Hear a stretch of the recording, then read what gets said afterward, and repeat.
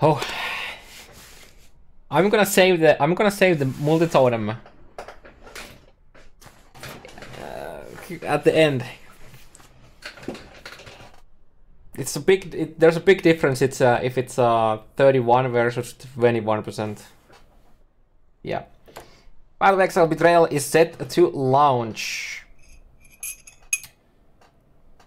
in less than 2 days. We know that you're eager to get stuck into planning your build, so we prepared gem data at level 2020 for all new and rework gems for this expansion. While we have your attention, we wanted to mention that it's now possible to set up your private leagues, which we're gonna do.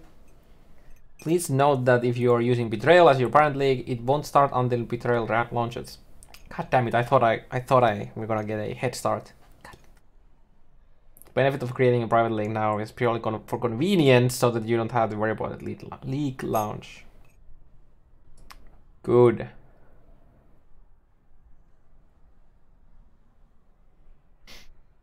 That is an average of 450 something.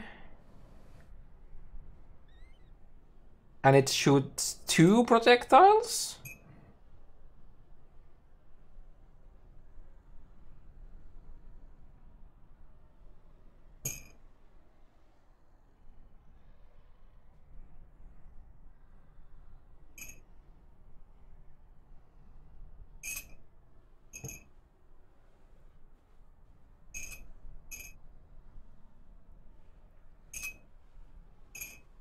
So that's basically like...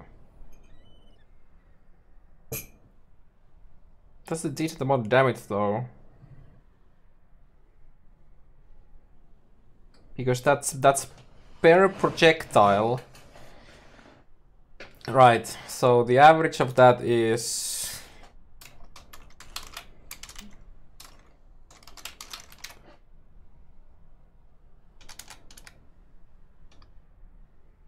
Yeah, that's like 460. 461, but that's 1 projectile. And since we have 2 projectiles at the base, you could say that the base damage of this is like 900.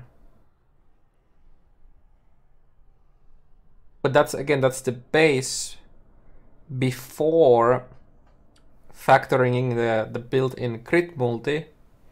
And it has a base crit chance of 7%. With 600% crit chance for the second form, which means that we're gonna have a 49%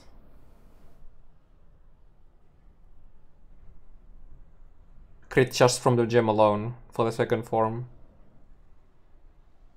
Did I do math right?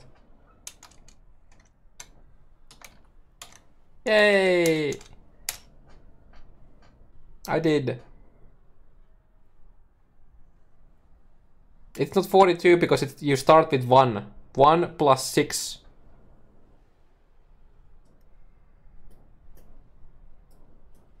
You have a base of 1 and then you add another 600 to it. Yeah, you could say, yeah, you just have the base 7 plus 6 times, yeah. So it gives you the actual 600 crit chance there gives you another 42. Yep.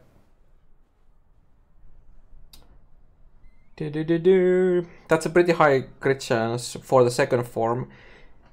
And the second form also has the crit multiplier, but the biggest issue with this skill that we might not we don't really know yet because we haven't played with it yet, is the spread, right?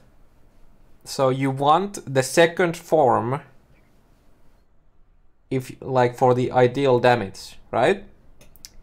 So if you're too close, you're gonna hit with the first form. But if you're too far away, you're very likely to miss the other spear. So there's gonna be the sweet spot which is gonna be horrible to play with against any boss that wants to come at your face for melee, for example. Squill range projectile speed, yeah, it's a global projectile speed, so yeah. So it just remains to be seen. And another thing is using GMP to get more projectiles at close range and being able to hit with all of them might be nice. Is it actually is GMP a more multiplier or less multiplier? But with the, if we have a base of 2, if we add another 4 and we lose whatever amount because of the less multiplier, somebody already has probably mapped it out. I'm just too lazy. Let's assume that you slap in GMP and all of the projectiles hit. What's the difference? Is it like it is pretty. I'm pretty sure it's a more multiplier, but how much of a more multiplier is it?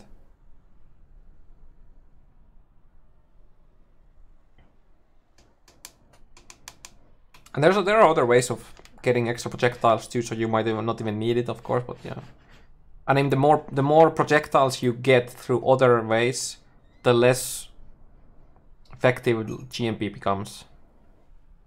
Right? If you somehow already have like 7 projectiles, then GMP is kind of useless as a support gem. Okay, Artic Breath. That's a decent base cold damage over time. 60% effectiveness of added damage and 6% base crit. The base hit damage on this is complete dog shit though. But it doesn't, you know, it doesn't really matter that much when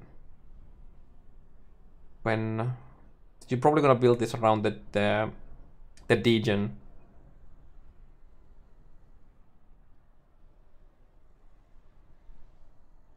So yeah, modifier to spell damage apply to skills damage over time effect. Also, you can like AoE overlap the hit, right? But yeah, it's definitely more of a degen setup you would build this around.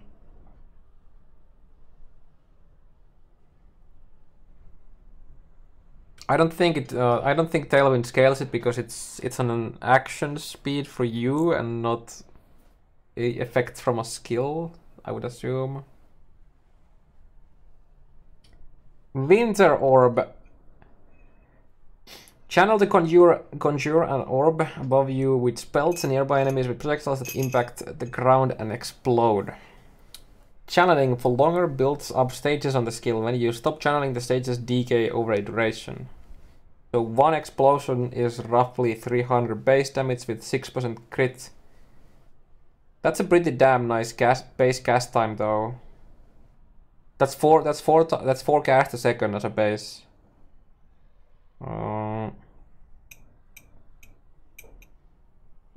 Basically has no mana cost.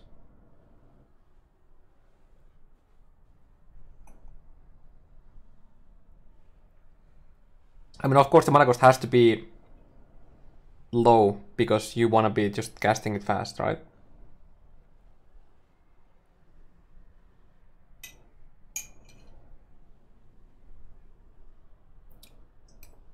Quality of cast speed, 0.5 cast speed per level, 0.4 seconds to base duration per stage.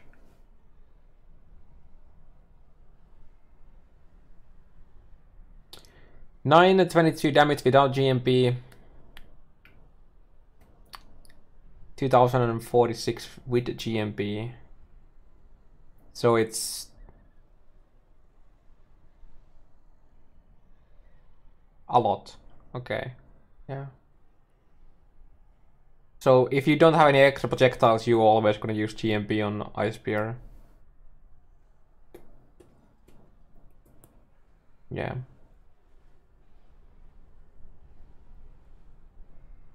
Fires projectiles every 0.8 seconds. Projectile frequency per stage 10 stacks. Yeah, if you can hit all 6, so you basically would go close range.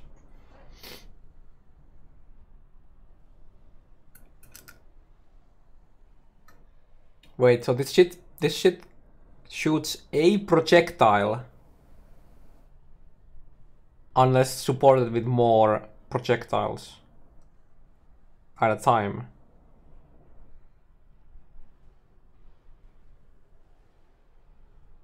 Is this how I understand it?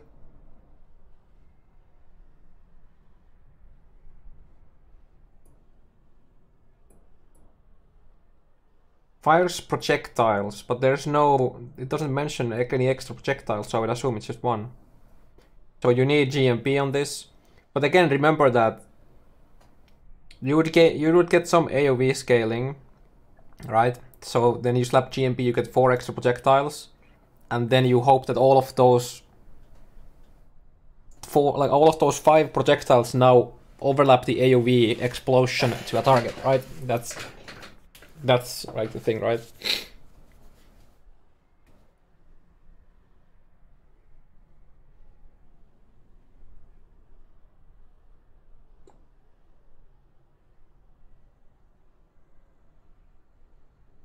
It sounds really hard to keep up these max stages though.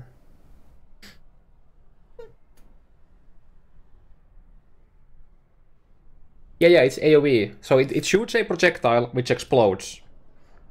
So if you add more projectiles, it shoots more projectiles and you're trying to get the... Yeah. So you absolutely use like Dying Sun with this build as well.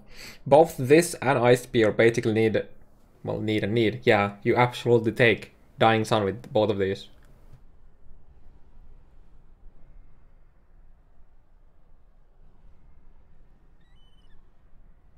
I don't... This sounds kind of awkward for self-casting. Unless you're doing like some cast on channeling shit, because of the stages just like dropping down very fast. Yeah, Ice Spear has one... It only shoots 2 projectiles.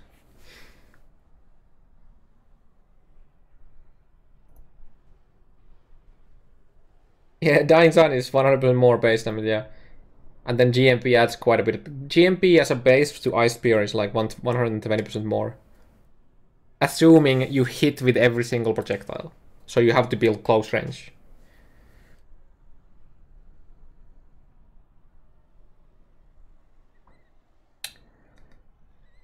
Okay, Ice Nova.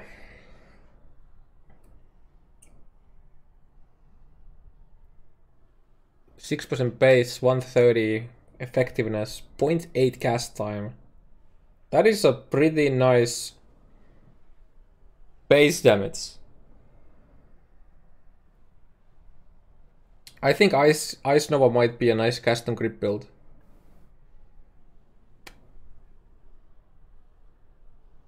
And it adds flat damage against chilled enemies too. Yo, that's like what, 100 and... Math is hard. Okay, I'm sorry. 739 plus...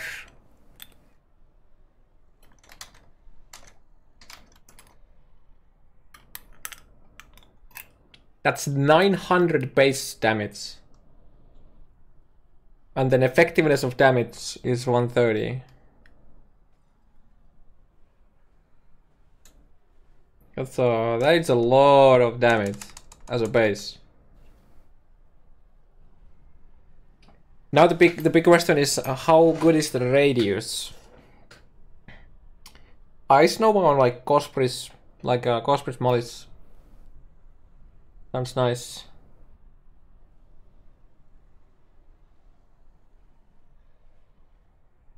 Oh yeah, that effectiveness should work on the base.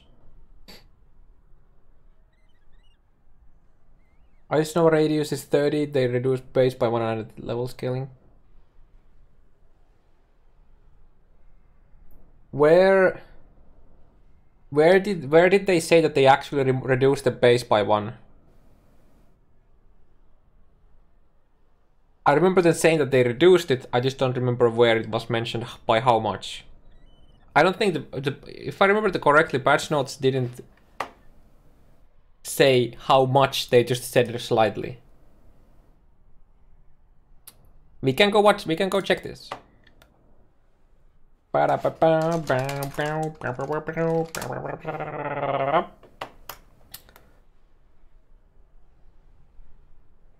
Now has a smaller radius at gem level 1, gaining up to +4 at gem level 20.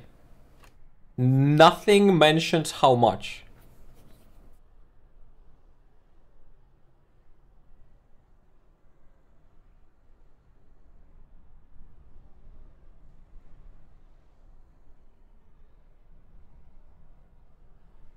I would assume that this is going to be on POB soon, though.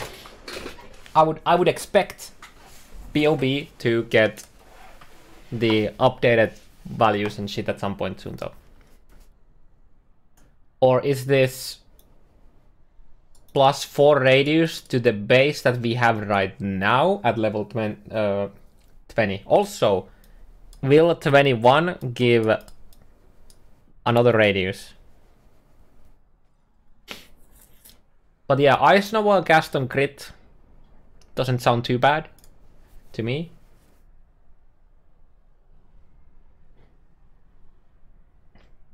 And then you can do something like Vortex for applying chill with the Bonechill.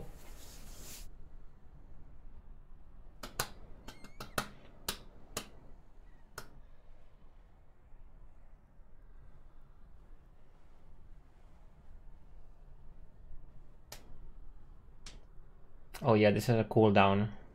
Okay, you're not gonna cast on crit in Vortex.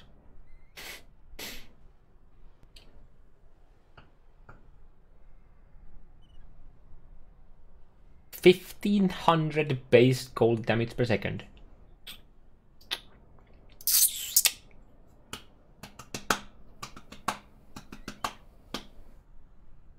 And the fact that it's an instant cast is you're just gonna use this kind of like how you use,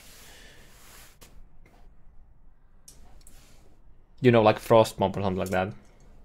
An Icy Blast explodes around the caster, dealing cold damage to enemies and leaving behind a whirling vortex which deals cold damage over time and deals enemies caught in it. So what you do is you just have a vortex with like Bonechill support or something like that, and then you just, when you're like fighting a boss, you just, you know, you tap your vortex and you're good to go. It's also a permanent duration because cooldown time is 1.8 seconds, but the base duration is 3 seconds.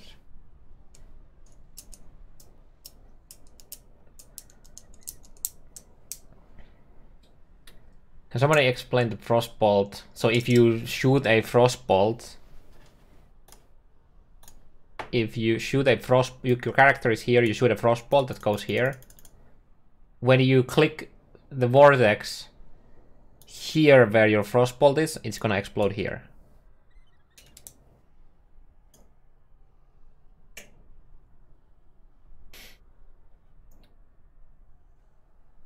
If the caster targets near their Frostbolt projectiles, it will explode from a number of those projectiles instead. And you can do it on multiple. You can do it on multiple projectiles. And I think it also, I think it explodes on you, and then it explodes on the, like, it creates the vortex on like below you, and then on the Frostbolt, right? Not just on the Frostbolt.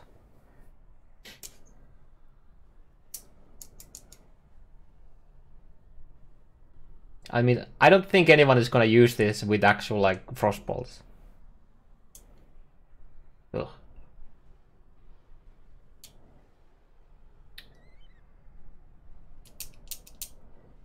Or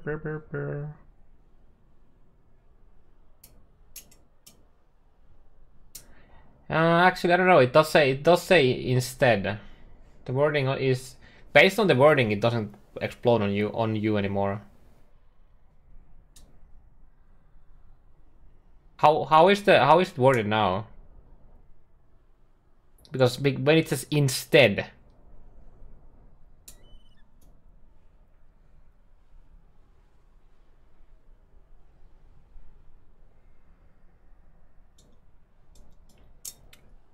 How it will work, traps, you get the cooldown.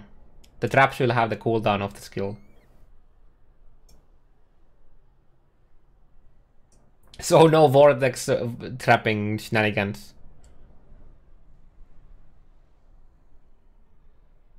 But that is a pretty hefty amount of damage, especially the base damage.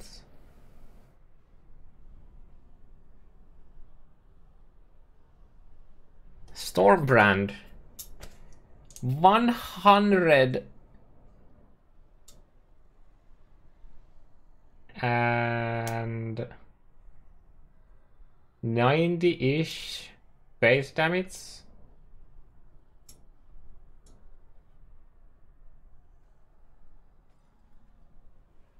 .5 crit chance, 35 effectiveness. Creates a magical brand which can attack to a nearby enemy. Oh no. Oh no.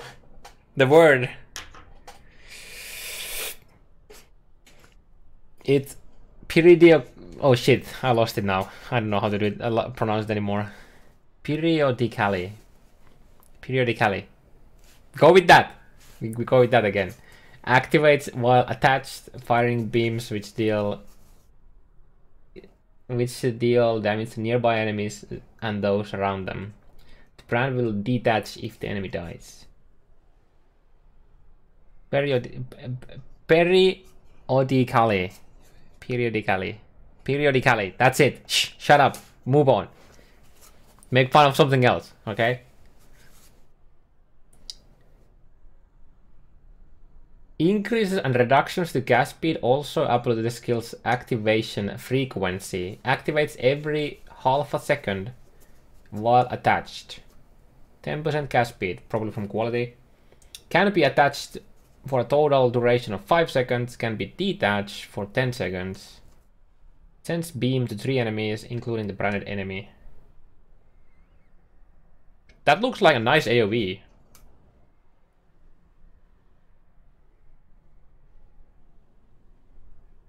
So we have like below 200 base damage, but it hits on base 2 times a second, so that's more like 400-ish.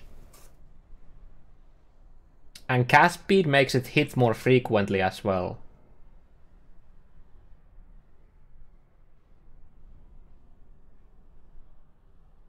I think it's 1, and then you can up it to 2 with the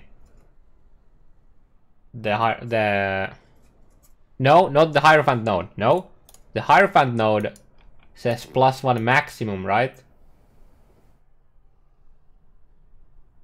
You can cast an additional brand. Is it different from you can have an additional brand attached to an enemy?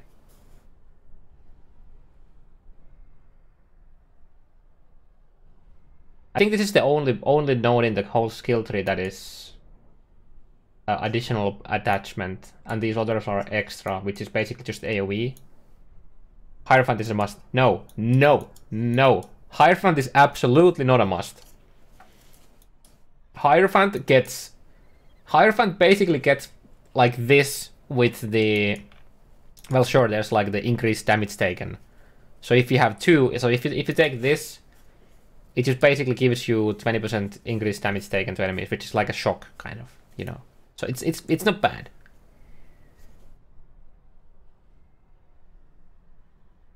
But for single target, this node for single target is basically 100, you know, doubles the single target damage in brands. Assuming it's 1, right?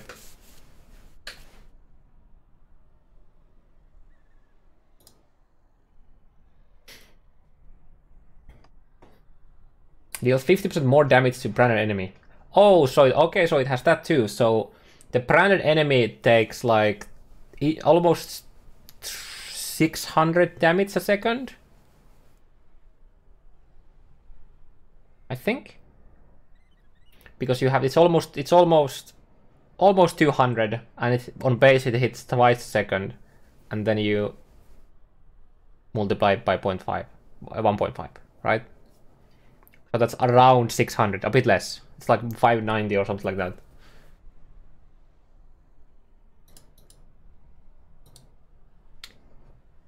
I wonder, these seem like a nice utility skill though. You get a 5-second. I'm assuming that's a base duration. And you can increase this with increased duration and the note on the skill tree, right? So this could be a really nice for... Man, I wish the crit chance were higher, so you could use you could use it for like EO spot, like proccing and everything like that. But this sounds like better Orb of Storm to me, because it's locked to a target. And it hits 2 enemies while the target is moving as well.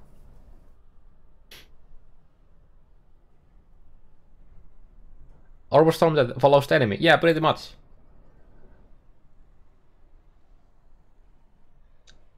Zigary dagary do ring, boys. You just slap that in there, you get EE, and you know, saying. Armageddon Brand.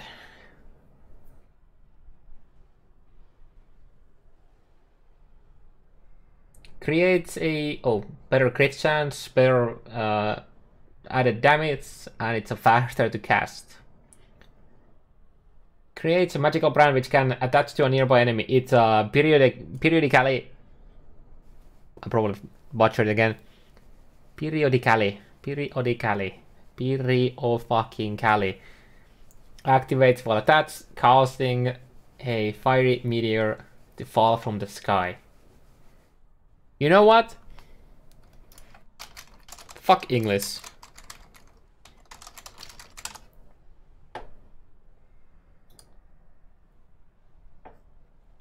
Let me reread this. It creates a magical brand which can attach to a nearby enemy.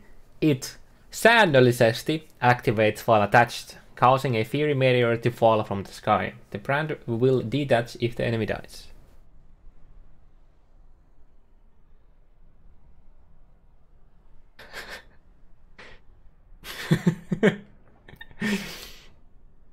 You happy now? Okay. The base damage seems to be a way bigger than this fucker though. Oh, it's every 0.8 seconds.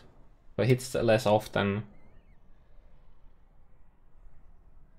But it has a base of almost 1,000. 1090. No. Divided by 2, of course. So like 500-ish.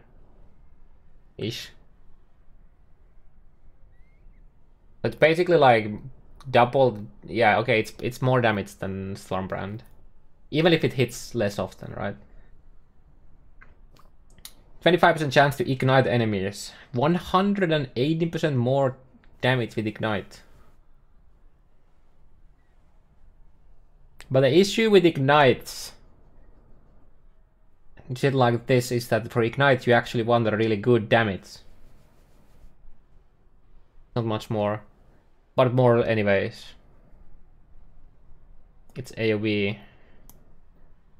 I mean, so is this though. This sends beams to nearby enemies and those explode.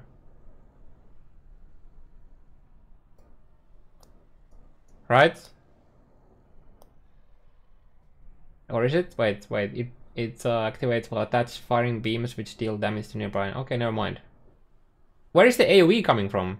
Why do we have AoE attack on this?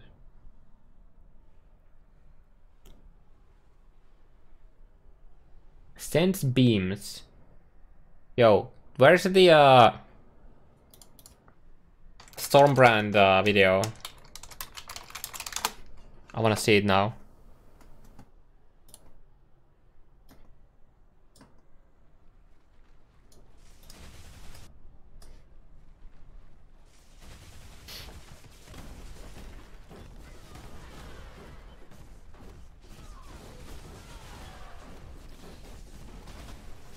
Why do you have to use Impulsa in this video? For fuck's sake.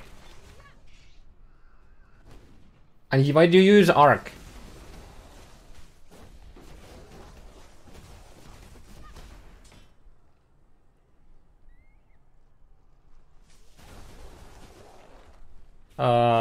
The brand damage is your damage, so you lead and etc, etc. It was confirmed at some point. Okay, this doesn't tell anything. Okay, this doesn't really say anything. Okay. But at least we know that whenever this hits an enemy, it has an AoV explosion around the enemy. So that's nice.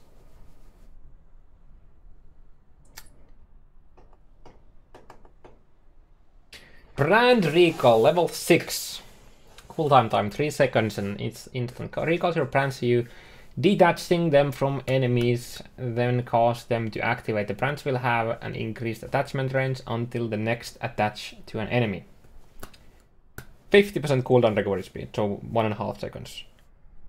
Okay. Gain 65% attachment range. Brands refresh their detach duration by up to 1.5 seconds. Oh, so you could technically... Wait.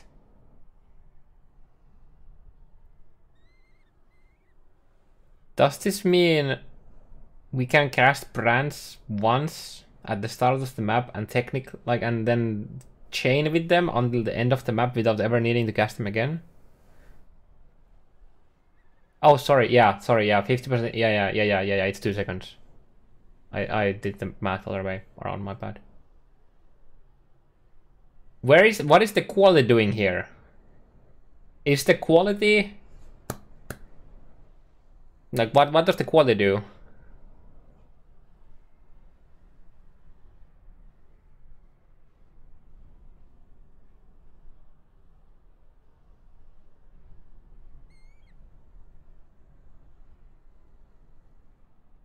Because it's 6 levels, right? So level 1, 2, 3, 4, 5, 6. So if it's 0.5 cooldown recovery speed per quality, it adds another 10, so then it would be 40%. Doubt. Or maybe it's refresh. I don't know. It could be attachments range too, like.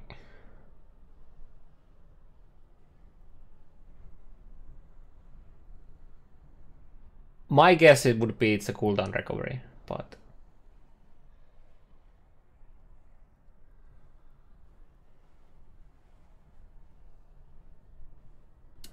Yeah, empowering this is probably gonna be nice.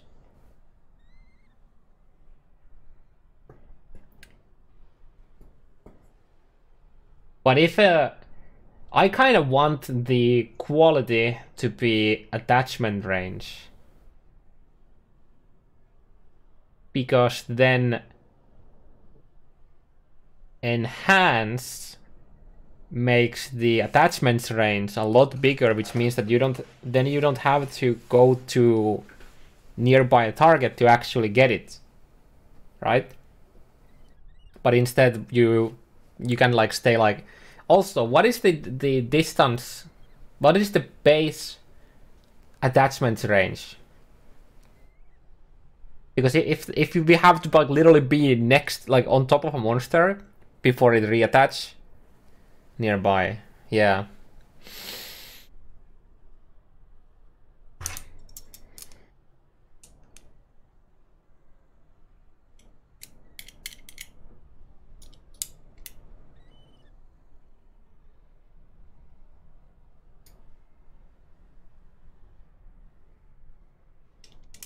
Maybe for another day. Let it slip this time. Fuck. Friendly reminder.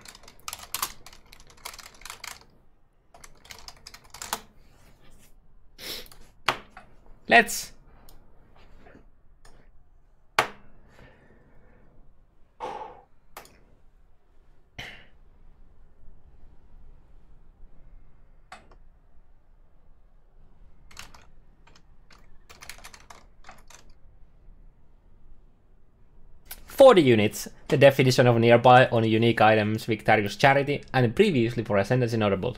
50 units, the outer radius on the unique item, Victorious Flight, and the definition of nearby on unique item, Pericles Toe. 60 units, the definition of nearby on Ascendancy Notables. 75 units, the definition of nearby on a unique item, Learcast and Time Breath. 120 units, the definition of nearby on passive Keystone Conduit. Because the wording matters, guys. Very, very consistent. Feels good, man.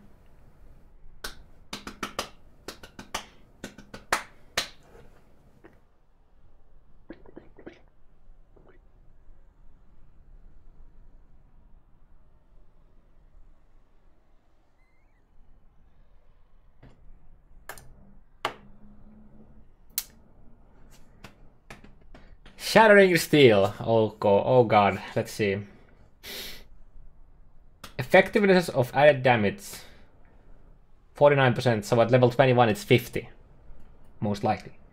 Swing an axe or sword, releasing projectiles in sequence. The projectiles shatter when colliding with an enemy or traveling a short distance.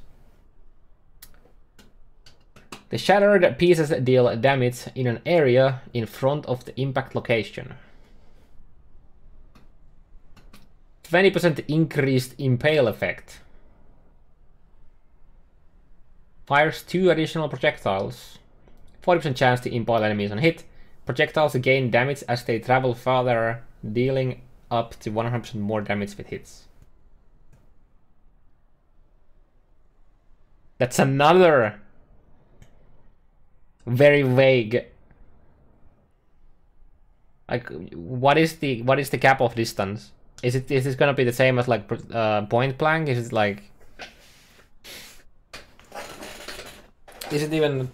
It's not a, because it's not a melee skill. It's just a skill that uses melee weapons, just like Spectral Throw. It's simple. It's not a melee skill. It's like a ranged attack that uses a melee weapons. Just like Spectral Throw. They even said that in the reveals, that it's just like Spectral Throw. Okay, this seems kinda underwhelming.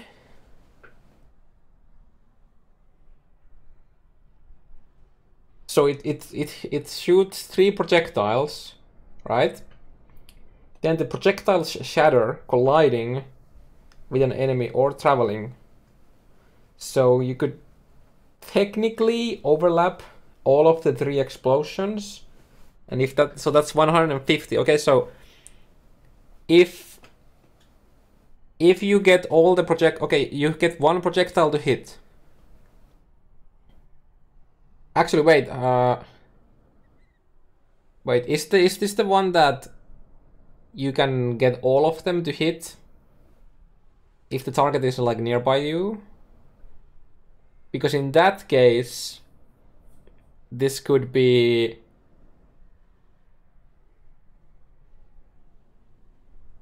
%300 base damage.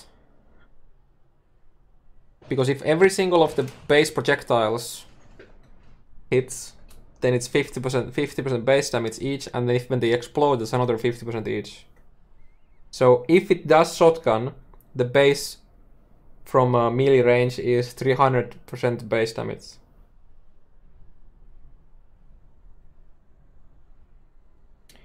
Where is a Shattering Steel video? PoE Shattering Steel.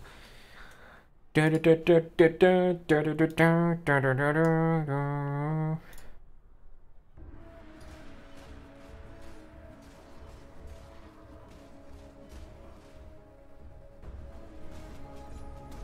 does not look like you could shotgun, but when we get here, right?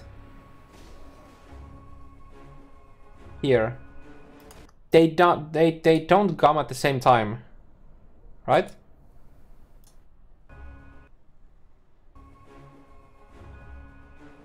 They all shoot like slightly after each other, which could mean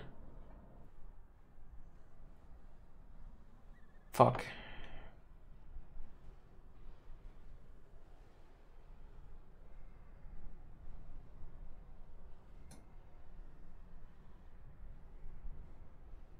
Yeah, so it's a spray.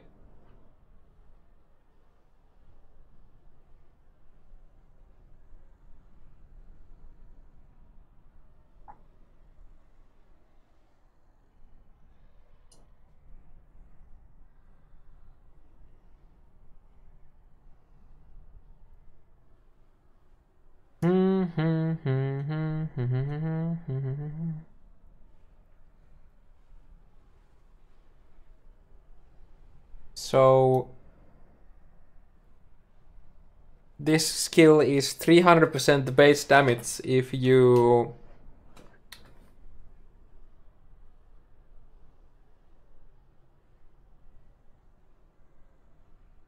Yep. For reference, Blade Flurry is quite a bit more. So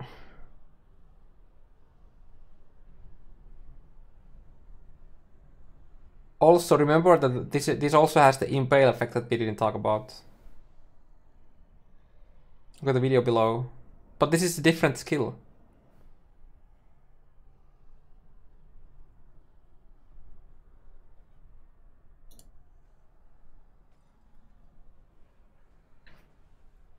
So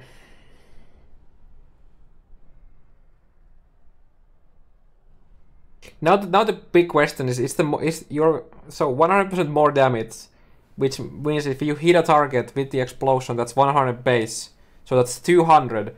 So you will be doing more damage from close range, assuming you can only get one of the projectiles at maximum range to hit a target. Whereas if you have all of the 3 projectiles with the explosion hit the target. Also have to remember that it also adds the impale. How much damage was impale? Do we know that? I don't remember. Was it 10% or something? 10%. So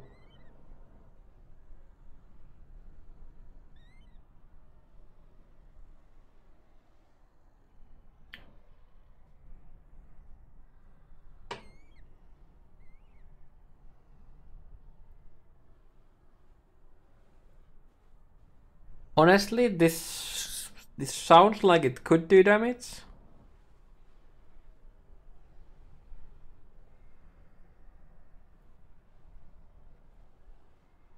And doesn't Champ get like some effect as well?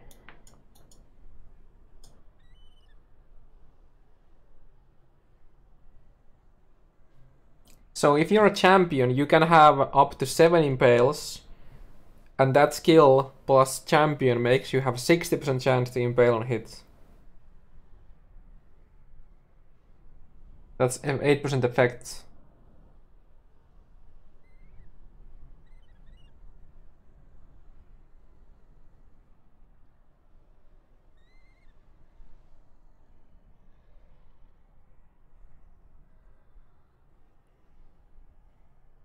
And then it adds flat damage when mob is impaled.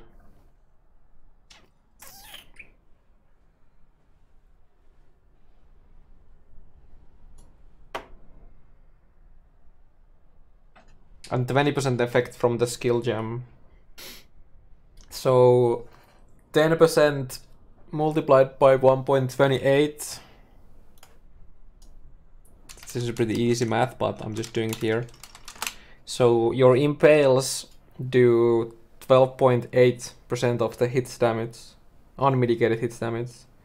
And then you add flat damage to the enemy that it takes with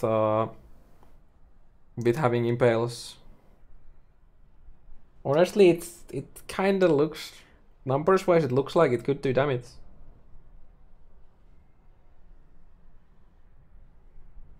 At least if you're a champion.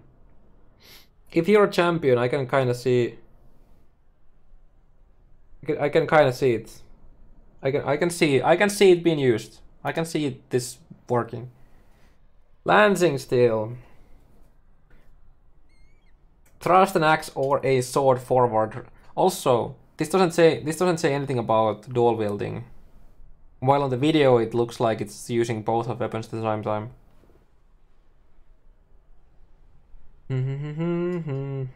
Thrust an axe or sword forward, releasing a primary projectile that impels enemies it hits. Additional projectiles appear nearby as smaller metal shards that fly forward after a short delay.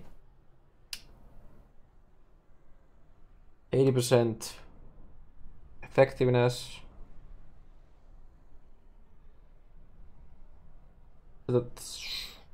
Is that gonna be like 85% at level 21?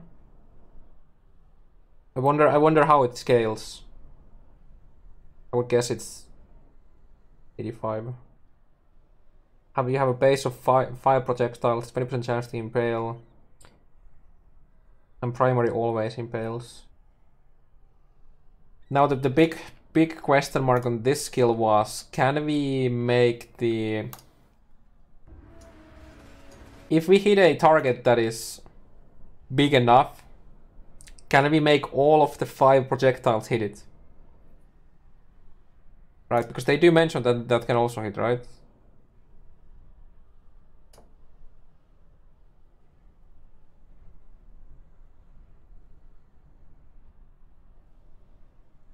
Yep.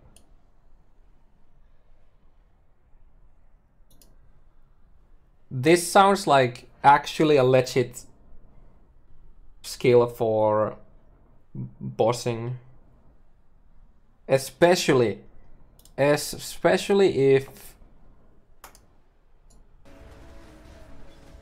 if we get to, like it shows in the video where it moves the cursor away, and I think at the max, like here, right?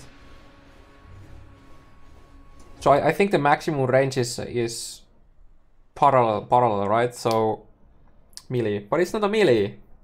Why are we talking about melee?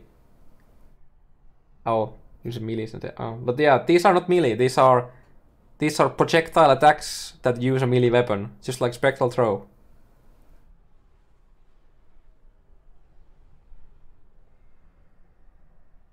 Also, yeah, dude, point blank on the Shattering Steel.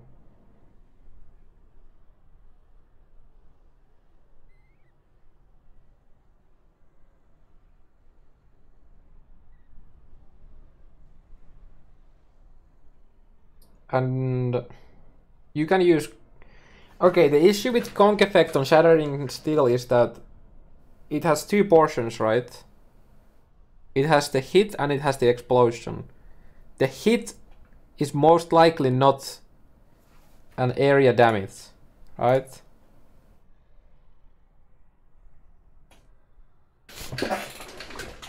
Or, I don't know, maybe it is. If it is, then it's pretty nice. But I would guess that the actual projectile that hits doesn't deal area damage, but the explosion does.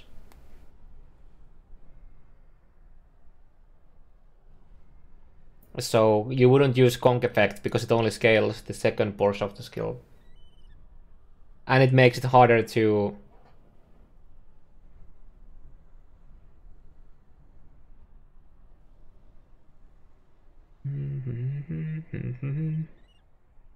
Honestly, these both look like they could be good. And Lancing Steel, especially on big boy targets.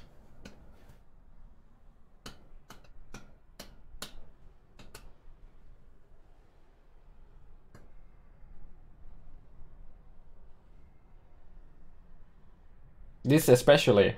If all of those, if you can make every single of these 5 projectiles hit, you will always impale, assuming you always, like you never miss, right? So you will always impale, and then you have a 20% chance for each of the smaller ones. Well, higher if you're a champion. So honestly, it sounds like it could be good.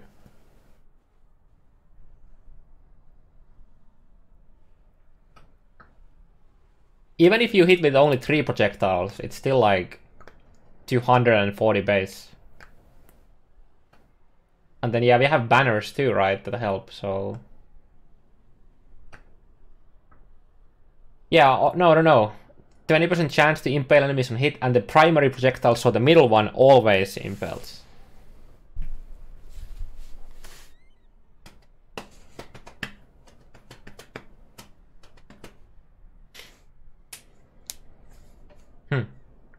That's a pretty juicy damage, because you can point blank it too.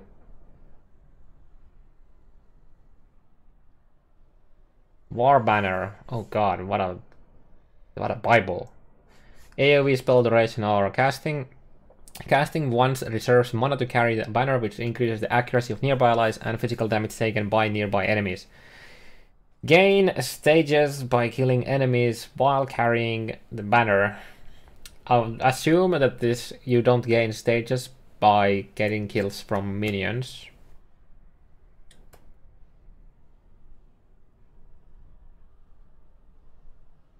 Yeah, gain stages by killing enemies while carrying the banner, casting the skill again places. Oh, what about Warm Flask? Can it be like pre-stack or banner? Not that it might matter much, but you could do that for like bosses. I don't know.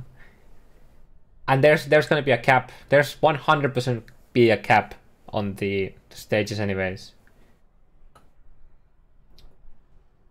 Casting the skill again places the banner, ending the mana reservation. Once placed, it becomes more powerful for each stage gained. You cannot have multiple banners at the same time. Increased aura effect. You and nearby allies gain 59% increased accuracy rating. Nearby enemies take 11% physical damage. So I would assume that's going to be 12 at level 21.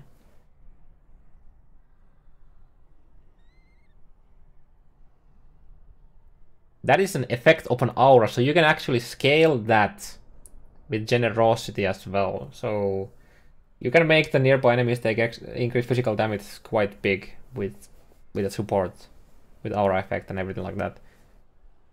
Gain 1 stage when you kill an enemy. Gain 1 stage when you kill an enemy while carrying the banner. Plus 1 second the base placed banner duration per stage. When placed, 8% increased area of effect. 1% aura effect per stage as well. 10-second base duration. And gain other for 0.05 seconds per stage.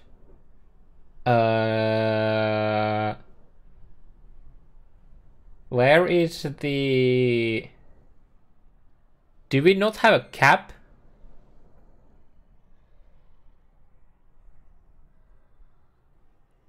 On the stages?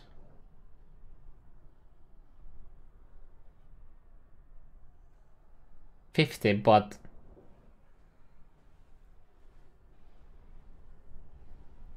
But why the fuck is it not mentioned in the skill gem?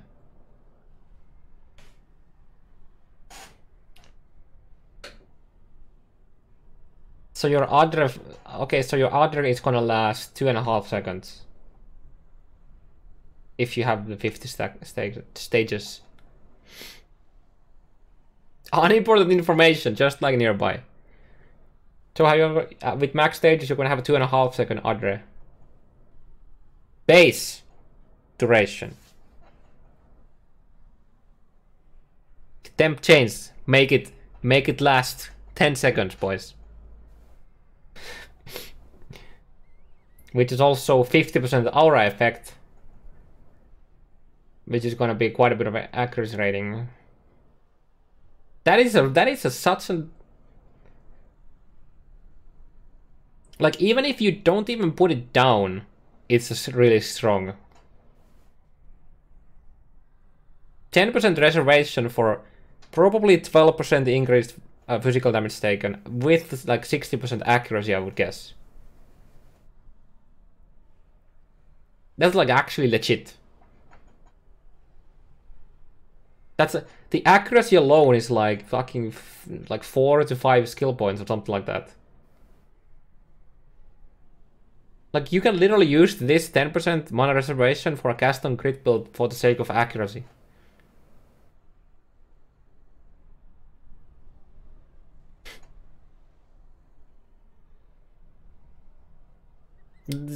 Like, that sounds pretty good for crit builds. alone. We are not talking about champion build, we are talking about build in general. How about we not, you know, think about one ascendancy class? Because there are quite a few other classes in the game too. Also, nearby enemies take increased physical damage applies to physical spells. Just saying, by the way. So if you were to do like cast on crit with physical spells like I mean, you BV is so oof. BV cast on crit is oof. Because when you get few stages, I mean it's good for bosses, but when you're clearing you get few stages, then you kill the pack before you get to cast on crit again, and then it's just like, you know, going between like few charges. It's kind of annoying. But something like Bladefall, maybe Bladefall is coming back, boy. Okay, that's strong. Dread Banner, casting once, blah blah blah blah. Makes nearby allies inflict impale attacks and lessen the accuracy of nearby enemies. Gain stages by impaling enemies while carrying the banner. Casting skill like yada yada yada. Once played becomes more powerful, yada yada yada. Okay. 10% effect again. Your nearby allies have 20% chance to impale.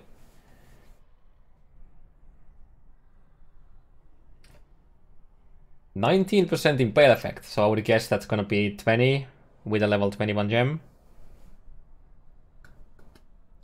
Gain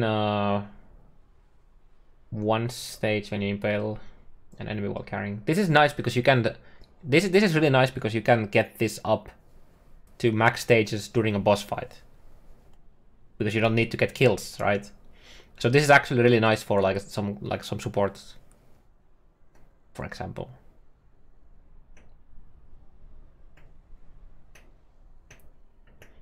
I'm so sad the impale enemies on hit with attacks. If it was just impale enemies on hit, it would be nice. Then it would just like get like a ball lightning or something like that, and get like a jewel with flat physical to spells, and then it's just ball lightning and get like crazy stages up immediately. But damn, it doesn't work. Pepper hands. But something like Molten Strike makes it very easy to get. When placed, 8% increased aura effect, sorry, area effect, 1% aura effect. Nearby enemies have a 21% less accuracy rating. So you slap that plus an enfeeble and then you blind and nothing is gonna hit you. Huh? Sounds great. And 2.5 second fortify base duration. If you slap in a increased duration, it's gonna make that a bit longer. Increased fortify effect per stage. Wait, that's double the effect of fortify?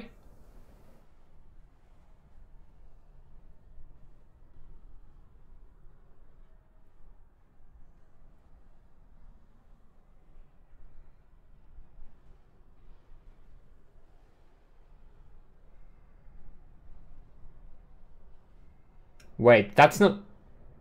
Wait, is that just a global increased effect of fortify even if you never place it down?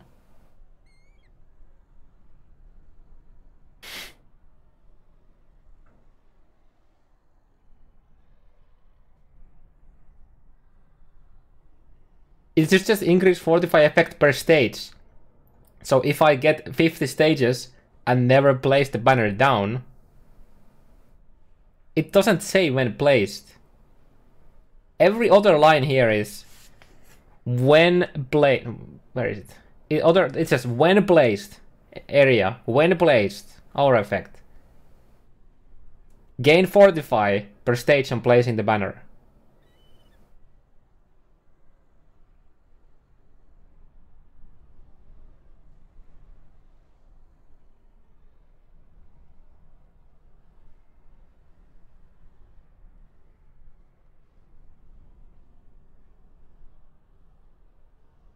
I'm assuming it doesn't work, but it would make sense that the increased effect of the fortify only applies to the fortify that you gain from the banner when you place it down. But why wouldn't you make it clear that it works like that?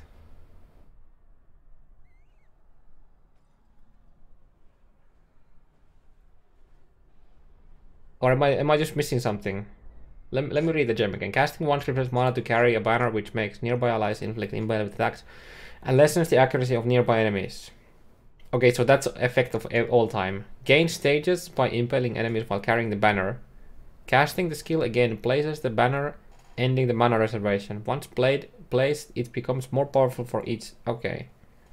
Okay, so it's okay. Yeah.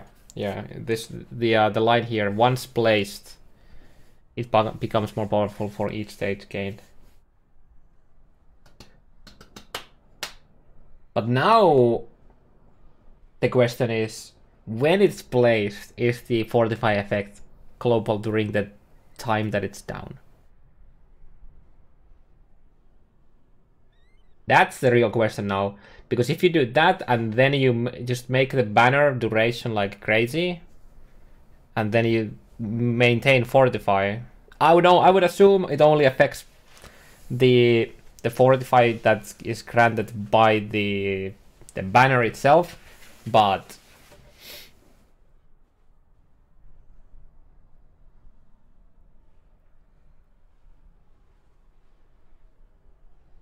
man, people are so gonna use like Static Strike.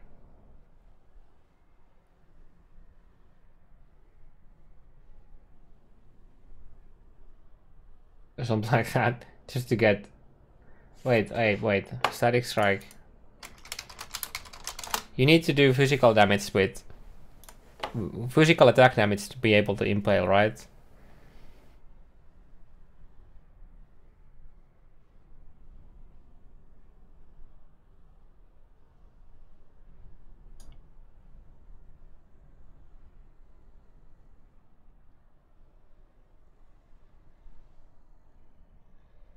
Yeah, it's not full converted. Yeah.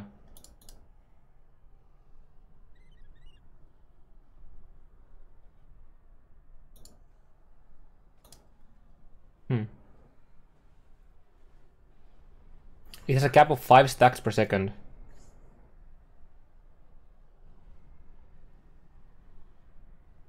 Where is that set? Is that set? That's probably on like some of the reveal pages that I just don't remember anymore, right?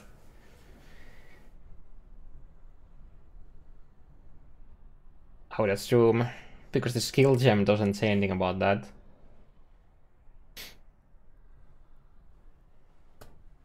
Or wait, am I missing something?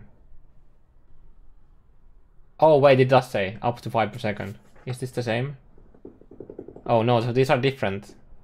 I mean, okay, but yeah, okay, that's on kill and that's on impale, so yeah, it makes sense. It makes sense.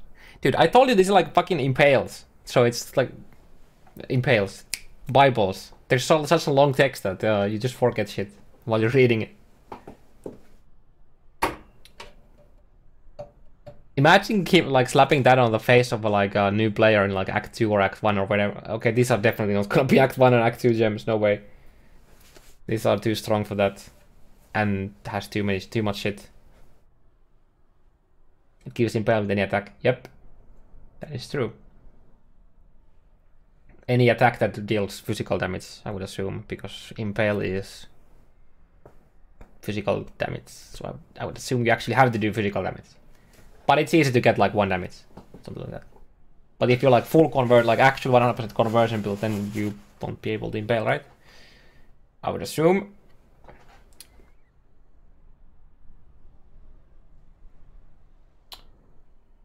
Meh, Tonic Slam. 160 damage. Slam the ground, unleashing a Fury Fissure in front of you, dealing area damage and releasing a random number of smaller fissures branching off from it. Can consume an entering charge to perform a charge slam. Can consume, by the way. Covering a greater area with more branching fissures.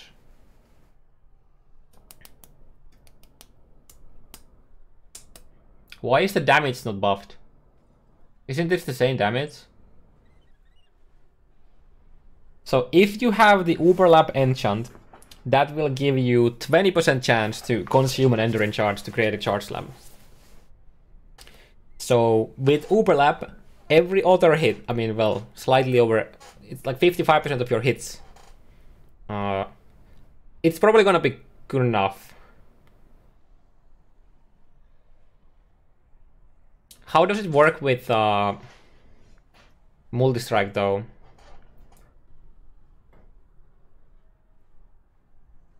So let's say that we have overlap. Let's just say that. What 5 times? Yeah. Let's just say that we have 100% chance to hit. Okay, so we're not gonna miss. Okay, let's say that we're not a crit build, because fuck chance to hit and then crit and then also, you know, getting that. Just because, you know, too much shit. Too much RNG. Can't go crit Tonic Slam. Too much RNG. So how does this work with multi-strike? Because right now it uses the charges immediately, right? It uses the charges every time. So I would assume that each hit of the multi-strike has its own chance. So if you use multi-strike, you should be, every single time you use the skill, you should be getting the bigger slam. At least once. This just sounds like... Why would you...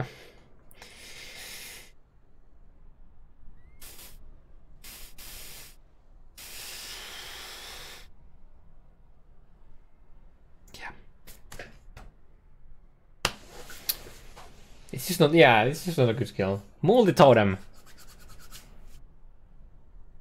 Oh god, it's actually 1% per level. What?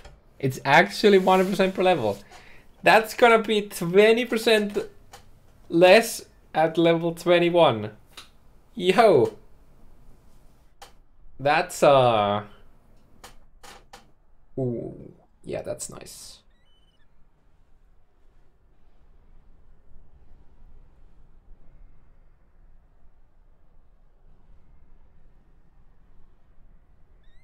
Makes me want to play even more like Totem build now. It's definitely gonna be 21 at level 21. Sorry, 20 at level 21, because let's take a look at every other skill like that, like support like that. I don't see why they wouldn't do it. GMP. From 20 to 21, 26 to 25. LMP. Yeah, quality is placement speed. That's like one of the better things too. Playing a, yeah, 16 to 15. Spell totem.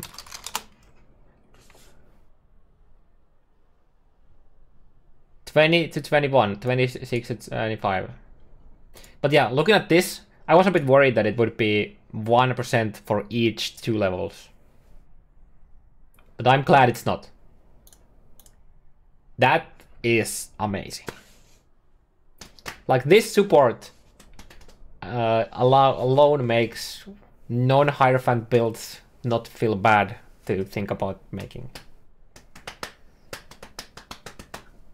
I wanna make a non-Hierophant totem build just because of this support.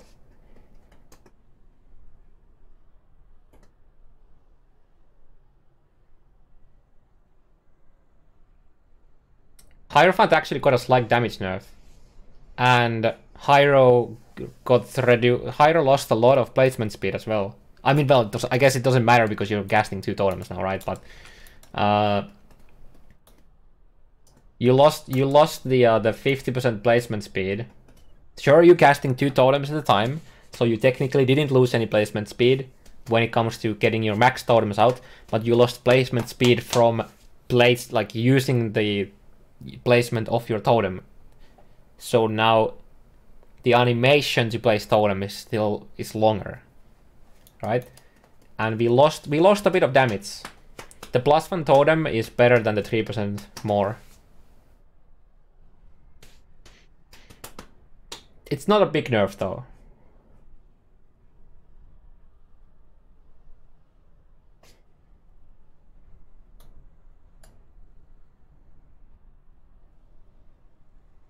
We were both wrong. Oh yeah, this is the we already looked at this earlier, but yeah, more unique items found in area. We thought that we guessed when reading the patch notes yesterday that that would be in a Alva or something like that, like incursion. Honestly, the change here makes me not want to play the Hierophant. I wanna play Scion. I wanna do yo noogie. Guess we can save it. I don't even know what this is. Check it later. Look at this.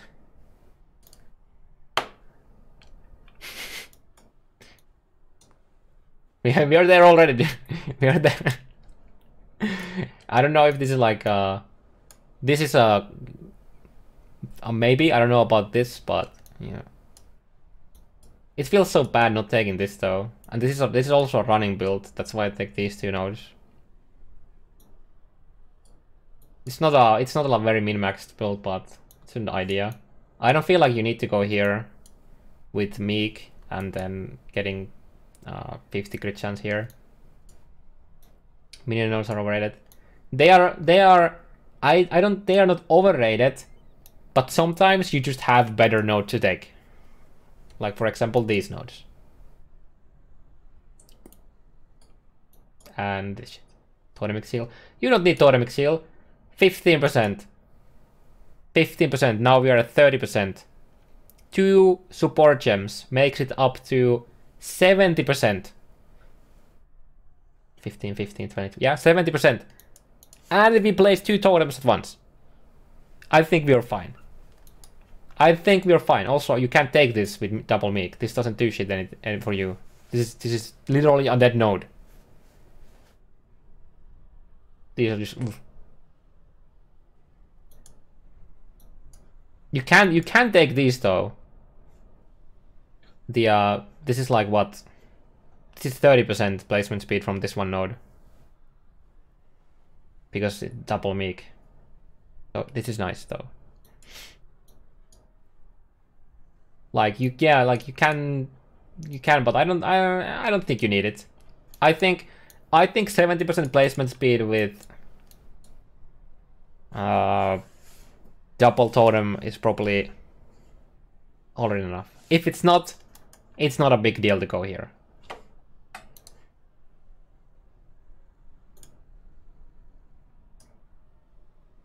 The region of Hierophant is so nice though. You know what's also nice? Flask nodes.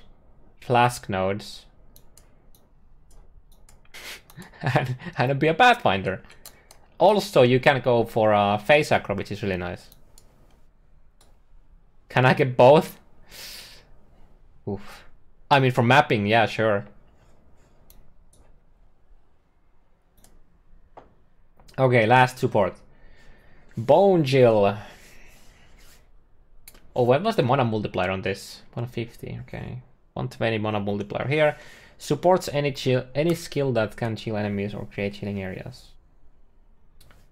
20% increased chill duration. 44% increased effect.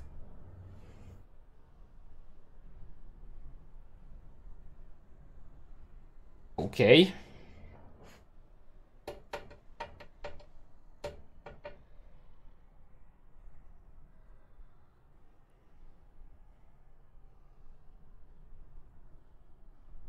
Okay. It's pretty strong. Take 29% increased oh my god. That's like gonna be like 30% at level 21, right?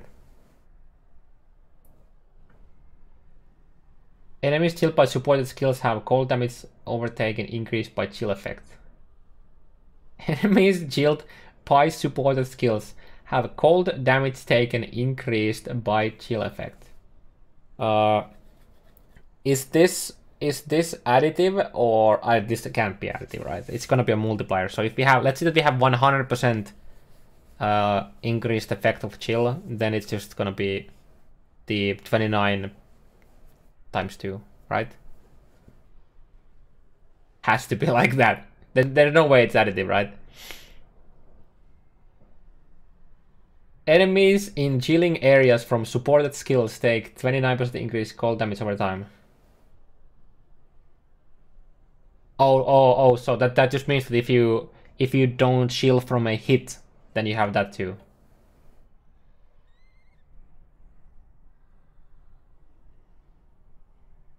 The fourth line doesn't specify cold damage over time. Enemies chilled by supported skills have cold damage taken. increased by chill effect. Wait, what? But can you get both? So if you first chill the hit and then with the... I don't think, because you have, that would mean that you would have to have 2 different chills. But I don't think you can, I think you can only apply 1 chill to a target at a time, so I don't think that matters. Enemies in chilling areas from supported skills have cold damage taken increased by chill effect.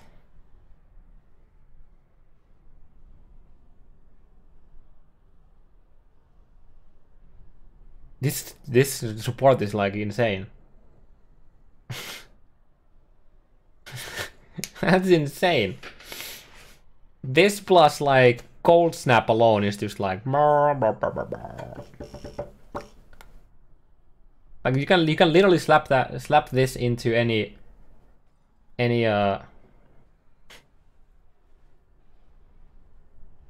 This should probably work with Arctic armor too, I would assume.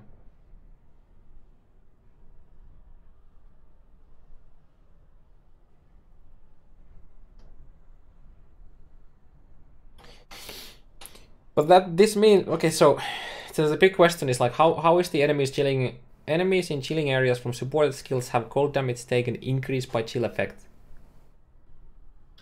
Is it a multiplier to the line above it, or is it its own?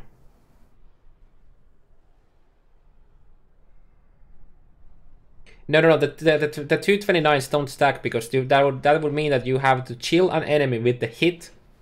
The first 2 lines are there, or like the line number 3 and 4 are when you hit, and then the line 6 and 5 are for like the area. So for example, cold snap or vortex.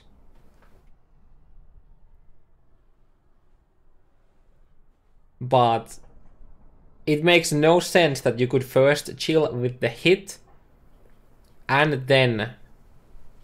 Actually, I mean, it doesn't actually say from a hit. It's just enemies chilled by supported skills. And enemies in chilling areas from supported skills. Fuck, it actually kind of looks like it's gonna be 58%. If you...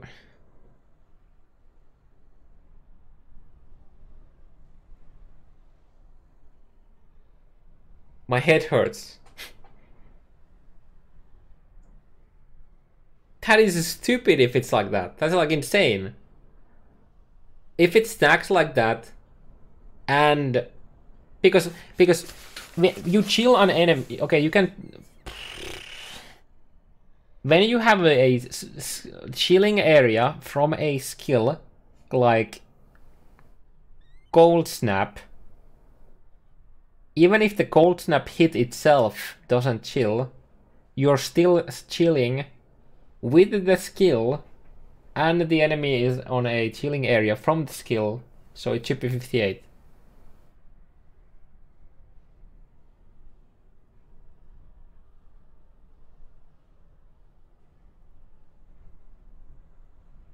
Yeah, but it doesn't say hit. It says enemies chilled by supported skills.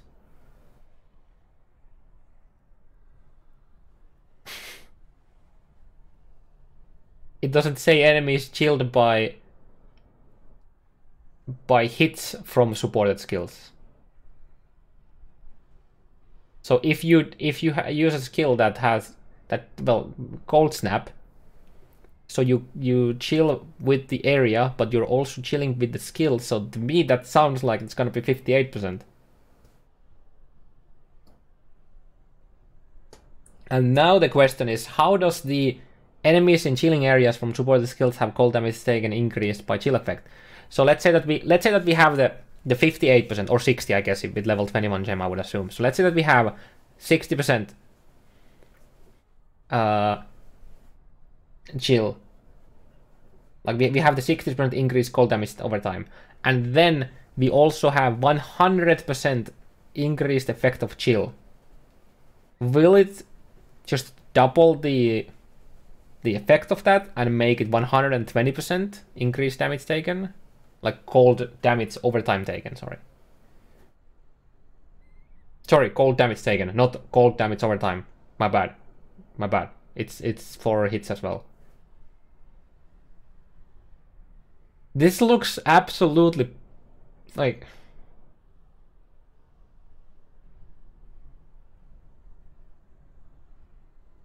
But wait, chill is capped, right? Chill has a cap of like 30%, right? But you can have more chill wait, okay, I guess it's... Oh, I think it means... Okay, actually I think what it means now. I think that by chill effect it means up to 30%. Right? And not the chill effect modifier that you have on your shit. Yeah, okay. Yeah. And you can't have two chills. So to me, honestly, how I think this works is you can only apply one of those. So you have up to 30% cold damage over time taken, and then you can get another 30% based on the effect, how strong the effect is, the effect of the chill is. So if you have a cap chill effect, which is 30%, then this is going to be a 60% increased cold damage taken. Or, sorry, it's going to be 30% increased cold damage over time taken and 30% cold damage taken. So it's going to be 60% for cold damage over time and 30% for any cold damage. Is that it? I think that's the only way it makes sense.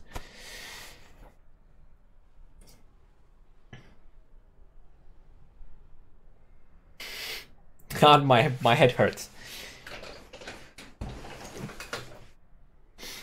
So yeah, that's the only way it sounds like it would work. Only 120. No, 60. Monsters take 60% increased extra damage is the cap, I believe. This is insane support for Vortex and Cold Snap. And it will stack additively with Shock, because it's increased damage taken. Yes, it is additive with Shock. It's additive with...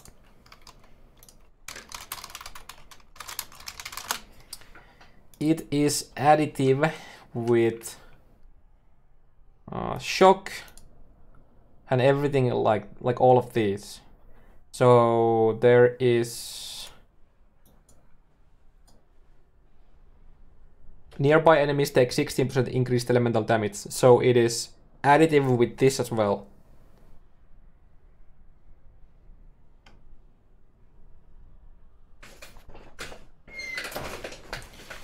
Added with Despair, yeah, but the Despair is... Yeah, oh yeah, Despair is... For a second I was about to say that Despair is only for chaos damage, but it's not. I'm glad I didn't say it. Yeah, Despair is damage over time, right? Yep. So, yeah, it is additive with Despair and Shock and everything like that.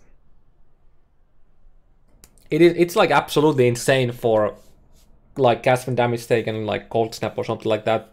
Like Glacial Cascade, dude. Fuck, I wanna play Glacial Cascade.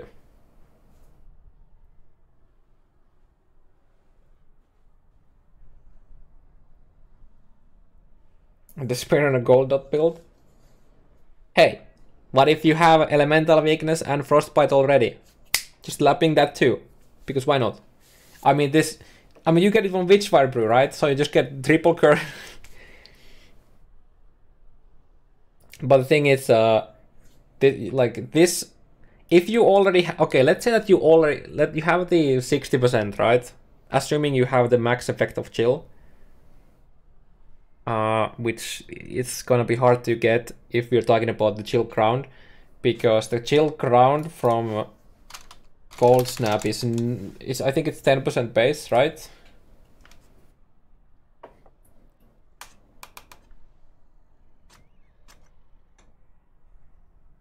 It's 10% base, right?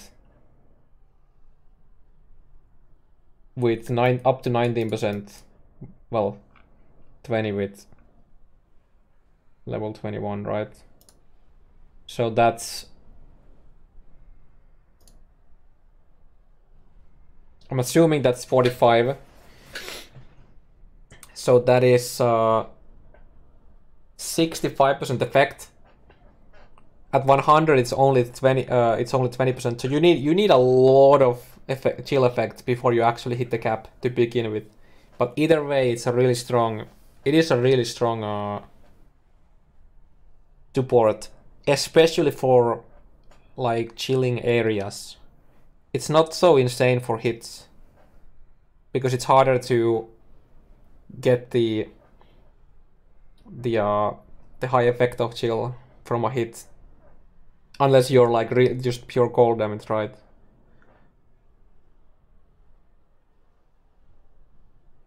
And temp change doesn't increase the effect, no. It only affects the duration, yeah.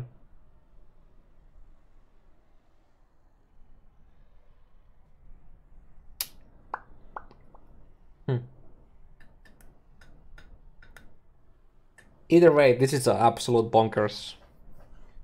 Okay, let's go check the GGT tracker and see what we have there. Oh, I was about to say. Oh, wait, new ailments? Oh.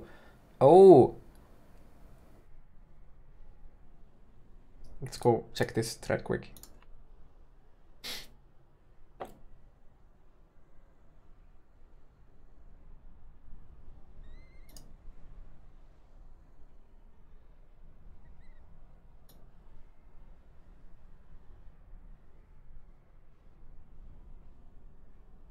Oh yeah, this is the old picture where people think this is specs, right?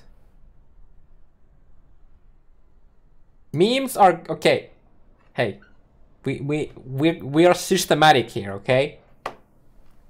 We're not gonna check these because they are just he's talking about like the updating that, but yeah. We already checked that.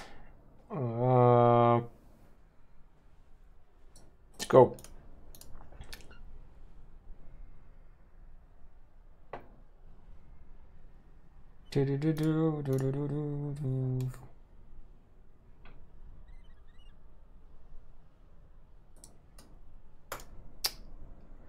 I'm annoyed by the fact that they. Yep, I am.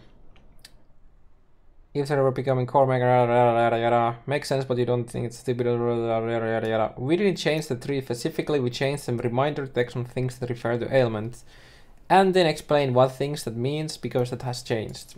How easy that thing is to get doesn't matter, it is an ailment, so the explanation of what thing ailments needs, yeah. I think it's the more specific, it's also elemental ailment, which why it's explained in here, right? Wherever it is. Where is it? Where was it? It's explained somewhere. Was it Scion? Oh yeah, thank you. Yeah, elemental ailments. I mean, elemental ailment is still an ailment, but yeah. Either way, next one.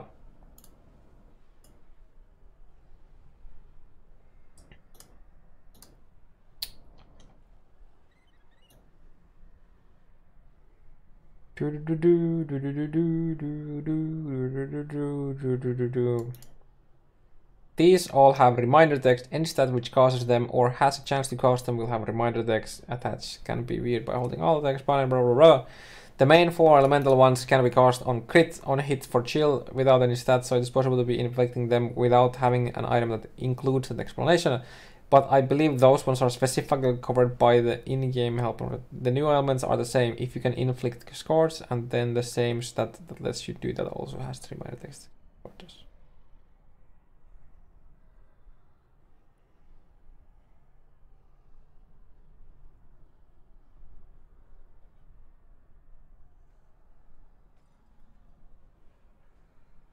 I'm disappointed. I was hoping to learn what it does. So we're gonna need the fucking uniques. Right? God damn it.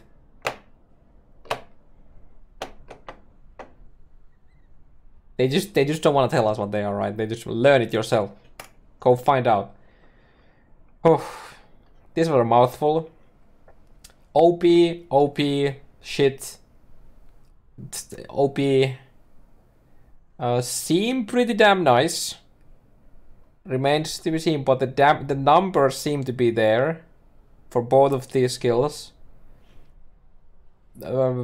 If you can change the brands infinitely during a brand recall, because it says that it refreshes the duration. So if when you attach a brand to an enemy and then you call the brand away from the enemy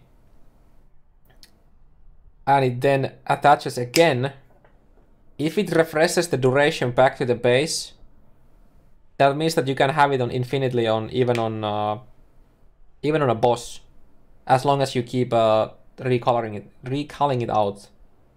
But we don't know exactly if that's how it works. But if it works like that, that's pretty insane. Clear speed, assuming you can have the damage to clear, because you just cast the brand once at the start of the map and then you just keep using the instant brand recall, right? Vortex has a pretty crazy damage. And it has a cooldown, so no wonder. So you can't be cast on critting on this. But this is an instant cast, so this is gonna be like a support skill. Ice Nova seems really nice. You can do some cast on crit shenanigans with this probably. The base damage seems to be pretty nice. Winter Orb is kind of a mystery still. The damage numbers seem to be okay when you start stacking more projectiles, because the explosions can overlap. Artic Breath. Artic Breath is like, it's weird because it's like a hybrid between Vortex is mainly a dot. I mean, it has a crazy thing like a actual hit damage too, but it seems like it's kind of like a hybrid of a hit and like a dot. I don't know about it. And when we were showcased how it plays, didn't look crazy.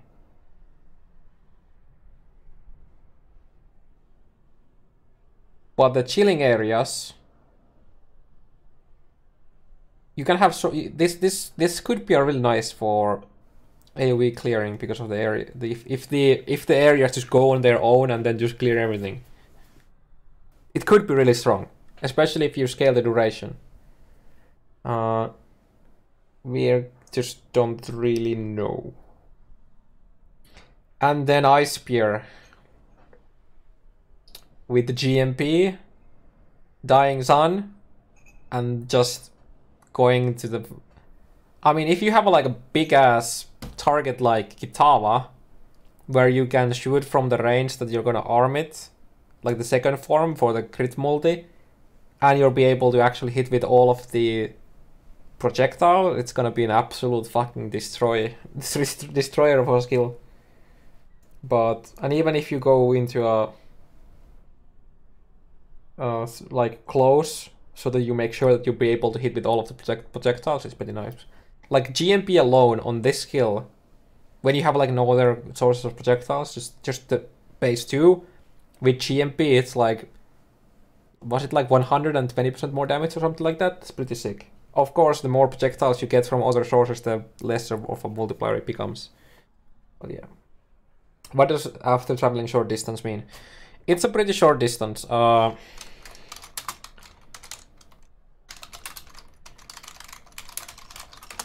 can try to find it. Yeah, here's the video. It's a very short. It was like starts from here, so it is a really short distance. But it might be just annoying enough that bosses that like come up your face are not gonna be on it for the multi. And you can see from here, like we don't see where the cursor is. We don't see if the cursor is here or if the cursor is here. But it looks like if you really want to hit all of the ice spears, you have to be really close to a target. Unless it's like a super mega hitbox like Kitava.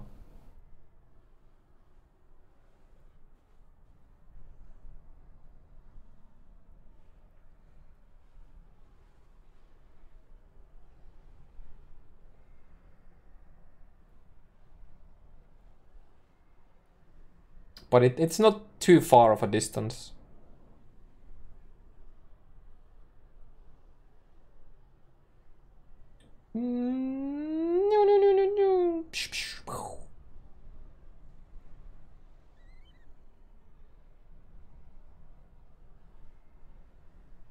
Look at the outline of the monsters when it got frozen. I never paid attention to that. It's a really unique skill. I like it. In that sense. Wanted to start with Tectonic Pathfinder, don't do it. Don't. Just wait, just don't. My 2 cents is that don't do it. I mean 10 cents. Haha. Haha. Haha. Spell parries right now. Yeah. I mean with a unique mechanic that wants you to be on like a sweet spot.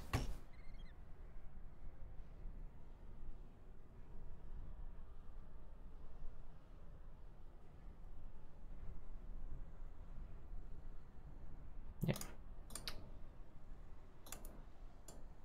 This was an awfully long review of the 2020 skill gems that we just got, but at least we went. I think we went as in depth as we could. That's cool. That's useful.